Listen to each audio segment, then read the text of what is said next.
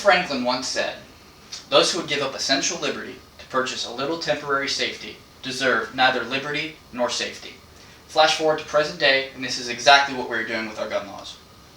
Hello, my name is David Rea, and I currently work at Norton Sporting Goods. I've worked there for a few years now, and I've been shooting every single day since I was 6 years old. Today I'm going to give you the truth about common anti-gun claims and why the Second Amendment is so crucial to freedom. 243 years ago on July 4, 1776, my great-great-great-great-grandfather Benjamin Rush and 55 of his buddies signed a piece of paper that changed history forever in the name of freedom. Presently, this freedom is being taken away by politicians and is subsequently affecting our safety. The current media portrays an inanimate object as the problem and not the actual criminal, and is calling for a flat-out ban on many firearms with little evidence that they're the actual threat. After today, you will be given the truth about gun control in its entirety and have statistical data to support it. There are many claims people make about guns with no actual evidence to support them. The most common claim I hear from anti-gun people is something along the lines of, you can't use an AR-15 for hunting, or when the Constitution was made, they had no idea about repeating firearms. This is simply not the case. The AR-15 is widely used in the hunting community, even in states with a straight-wall cartridge law like Ohio. However, there are no laws restricting the use of traditional 5.56 or 2.23 with varmints such as coyotes or boars, because they're so invasive. The Armalite Model 15 is one of the most versatile rifles to ever be made. The reason it's so unique is it can use the same lower receiver for multiple different calibers. All it takes is 2 pins and you can swap them right out. For example, if you lived in Ohio and you wanted to hunt with an AR-15, you can get an AR-15 chambered in .450 Bushmaster or .350 Legend. Both are straight wall cartridges, and all it takes is 2 pins, right here, and the upper receivers can be swapped out. In fact, the AR-15 and AK-47 variants are outdated rifles, designed in the 40s and 60s. There are many modern firearms that completely outperform ARs and AKs, yet they aren't the target for most modern-day gun control. Another thing I find ironic about gun control is that officers get their guns stolen at a pretty alarming rate. Over 500 firearms in 8 states were stolen from police officers right out of their cars, and many were recovered after someone was killed. So it is pretty clear that we can't even put our full trust into the people that are supposed to protect us, because they're people too, and they make mistakes. Now let's take a flashback to the year 1777. You're an American fighting for your independence in the Battle of Saratoga, yet you can't advance on this small group of British forces because it seems like they're returning fire so much. Okay, if you come up and hold this. That was due to the Ferguson breech-loading rifle, which is right here. It could fire multiple rounds a minute compared to the traditional 2 to 3 rounds a minute. That very same year, the Congress received multiple letters from Joseph Belton, who developed a rifle that could fire 8 to 10 times before having to reload. This was right here. It's also a takedown model, making it more compact. Exhibit C is the Puckle gun, which could also, it was an artillery piece, and it could also fire multiple rounds a minute before having to reload. In fact, when the Constitution was written, you could own a warships under what was known as the Letters of Marque, and use said warship to attack enemies of the United States at your leisure. Another common anti-gun comment I hear is about a gun show loophole. First off, there is no loophole. Any 2 law-abiding citizens can sell a gun to each other anywhere, including a gun show. It is recommended to fill out a firearm transfer form, but these are not required due to the overall amount of guns in the United States. Not to mention, a solid 60-80% of the vendors there are private collectors, meaning that if you were to buy a gun from them, you still have to have a background check, you still have to get it registered via a 4473, and yes, there's a tax. Go ahead and pass that around. I find it so ironic how these anti-gun politicians talk about gun control and have absolutely no idea how hard it is to even buy a gun, and have never even owned one. Another thing these politicians fail to admit is that these criminals will always get guns. According to the FBI, over 2,000 firearms a day come across our southern border alone. Over the July 4th weekend this year, in Chicago, 66 people were shot, making it the most violent weekend in 2019.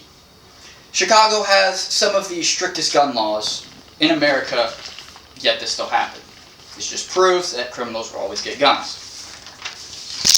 Another claim I hear a lot is something along the lines of, if there were no guns, there would be no violence or even less violence. This is simply not the case.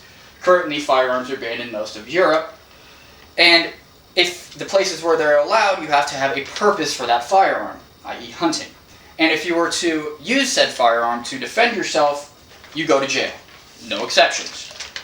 First off, bad people still have firearms over there. Yes, there was a decrease initially of overall firearm-related homicide rates, but they actually found murder and assault rates rose. Not to mention, over in Europe currently, it is very common to get acid poured on your face. The stabbings have gotten so bad in England that they are actually talking about banning knives entirely. Point being, criminals will still find ways to hurt you. In France, protests led by the Yellow Shirts have resulted in the government of France opening fire on unarmed civilians. The same thing happened in 1770 in Boston, and in 1775 all guns were banned. Yet we all know how that turned out. From 1989 to 2019, 30 shotguns, 141 pistols, and 51 rifles, not all assault rifles mind you, were used in a mass shooting.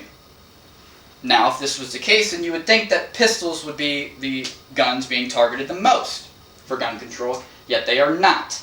It is clear that the modern day gun control is focused at disarming citizens and not actually about the citizen's safety. Not to mention the previous assault weapons ban enacted by Clinton showed no change on the overall homicide rates of firearms. This is exactly why the ban got lifted. Yet many firearms are still deemed illegal according to the ATF. In 1990, Congress adopted the Gun-Free School Zone Act. Up until then, school shootings were very, very rare. I hear stories about people who come into work who they used to keep their shotguns in their truck or in their locker at school, and no one shot up the place. However, after enacted, we saw a steady increase in the number of school shootings, and currently over 98% of mass shootings occur in a gun-free zone. It's very simple. If you're a deranged individual and you want to kill as many people as possible, would you go to a place where they can shoot back? All gun-free zones are targets for criminals because they know no one can shoot back. The average response time for police officers is 18 minutes, while the average response time for a civilian is under 3. One school shooting was actually stopped by a teacher this year who had a gun in his car. He ran out to his car to get his gun, and he said he would have been able to stop the shooter a lot faster if he was able to keep one in his room, locked in his room.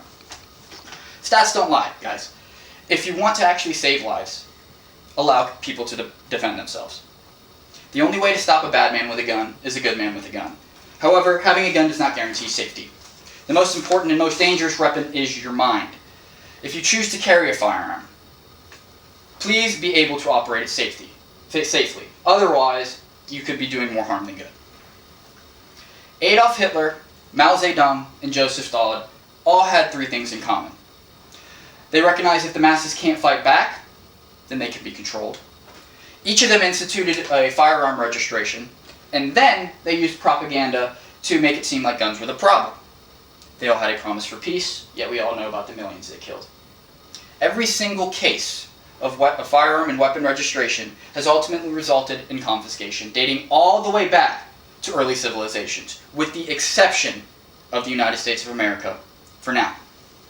In conclusion, the AR-15 is a modern sporting rifle, not a weapon of war.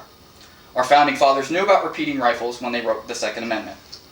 Pistols kill exponentially more than rifles of any kind. Criminals will always find a way to get guns. They don't care about laws. And military and law enforcement shouldn't be the only ones to have guns because they're people and they make mistakes too. And also, and lastly, gun-free zones are the reason for the exponential increase in mass shootings. Thank you.